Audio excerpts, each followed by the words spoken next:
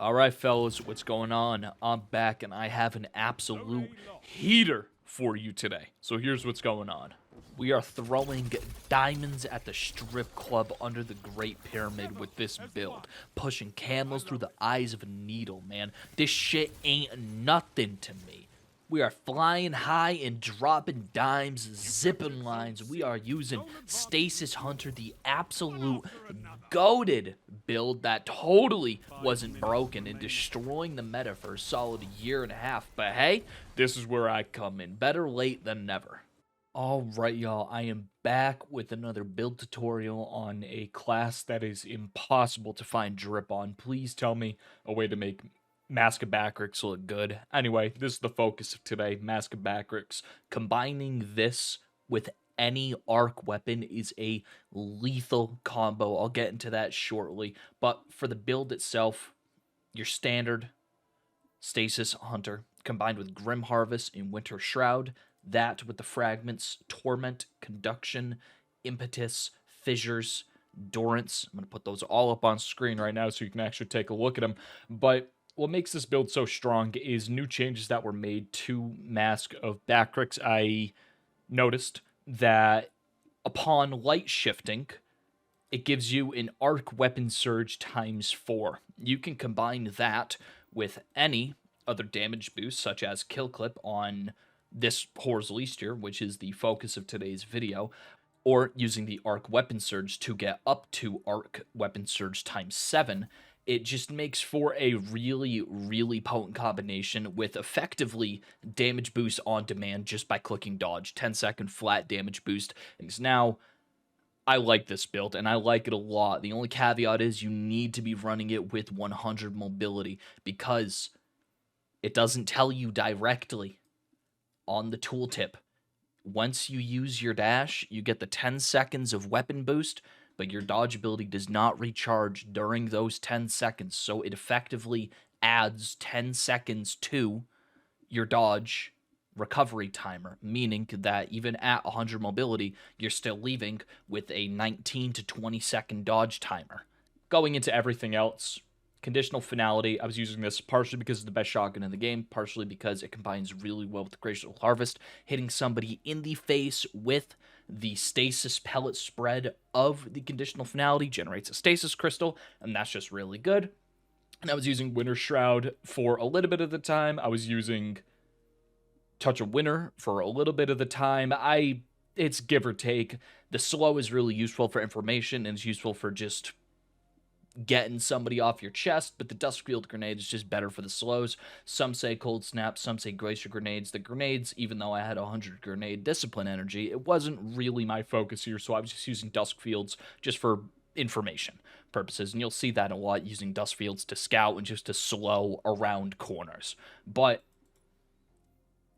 the Winter Shroud does the same thing if you're using the dodge as an engage tool and not an escape tool. And that's the beauty of this. It works with both ways. An engage tool and an escape tool. Engage, you get that initial boost of damage that you can spiral off of, and the escape, which does give you more damage on the back end for people that are pursuing you, sprinting, who don't have their weapon up. Now, into the rest of my yapping.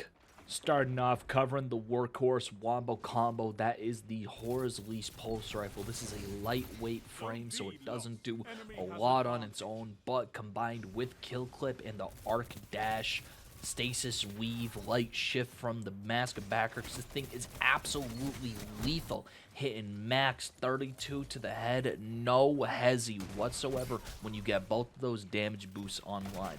This is actually crazy the way that this is still allowed. Bungie needs to take this away from someone before they get hurt.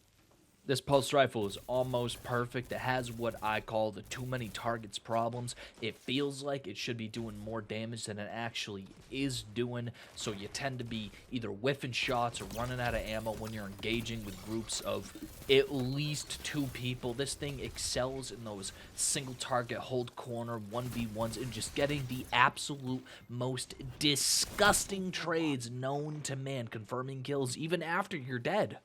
There wasn't a single map that this build suffered on, really. Long range, short range, anything in between. Just the ability to have that extra arc surge ×4 whenever you need it, and just being able to steamroll. This is I say the word momentum subclass a lot, but if you are not pushing, you are severely losing out on this thing's max potential, because as you're seeing, the amount of damage this thing is doing is actually crazy. Send me with this build to the Middle East and I'm solving everyone's issues in at least 2 business days. Combined with the conditional finality, hitting the absolute filthiest one-taps on people who think they can ego challenge you, it's impeccable what these clowns think they're doing to me. But I'm really on a different level here. Say what you will about my setup, but where this thing suffers in range, this class makes up for in survivability. Just the option to click V, click the glass ability on the keyboard, and boom, I'm in a different postal code before they even know what hit them, and I'm rotating to the other side of the map in an engagement, ready to get the most earned, quotation marks, double kill that you've ever seen in your entire lives. I was having a criminal amount of fun with this, and I recommend you try this too. It is one of the best builds I have used so far, and being a hunter master race person, I think that everybody who hasn't tried this already should convert, because just look what I'm doing to these people. Just the zipping and zooming, blinking and blopping. It's just not fair to put me in the same room as a bunch of 4th graders and expect me not to win the fight. That's just not how I operate. If you're not using this thing with an arc primary weapon, you're really missing out. If you're sacrificing your kinetic slot for a stasis weapon, you're missing out on conditional finality and chaperone and just other completely broken shotguns and broken special options in that slot. So stay away from those. Stay near and dear to the arc pulse rifles and the arc auto rifles, and just arc everything in your secondary slot. I'm going to do nothing but glaze for the next 30 seconds, so instead of that, I'm just going to move on directly to the rankings on where I think this subclass fits in with the rest of them. Alright, this is the list. This is where we were at last time, and I gotta say, is it more than competitive? I do not think that it is better than Strand Hunter. So far, nothing I've used is better than Strand Hunter.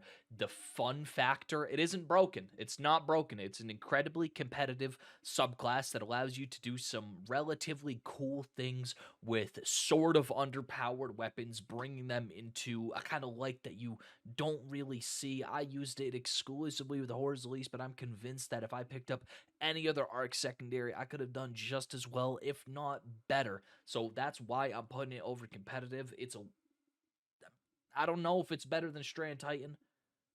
I know it's better than Stasis Warlock, and I know it's better than Arc Warlock and Arc Titan, but this is where we're going for right here. Again, this is how the tiers are stacking up. We have everything usable plus Void Warlock at the bottom, and back to the final yap. I have really nothing more to say about the subclass than I have already. We already know how good Silence and Squall is as a shutdown, as an engage tool. It doesn't have the same chase down potential that it used to, but it is still an incredible subclass, and this thing is absolutely filthy. I mean, just, it burns through damage resistance if you even begin to sniff somebody using their super in an inopportune minute like you just saw on screen right now. Don't get me wrong, as much as I love and as much as I'm glazing this setup, it does have some very notable weaknesses. It is much weaker in 3s comp / Trials of Osiris than it is in 6s. I played Trials with this. I didn't do the best. Top tier players aren't using this loadout for a reason. They're using hand cannons, they're using the other broken subclasses. They're not going into this using stasis.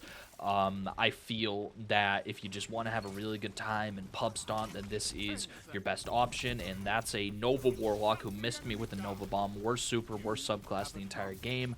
But apart from that, I mean, I have nothing else to say. If you're still listening to me at this point, thank you for listening. Thank you for watching. I'm still cooking up the rest of these videos. I'm going to try to finish them all before the end of the year. And besides that, thank you all for watching, and I will probably see you next time.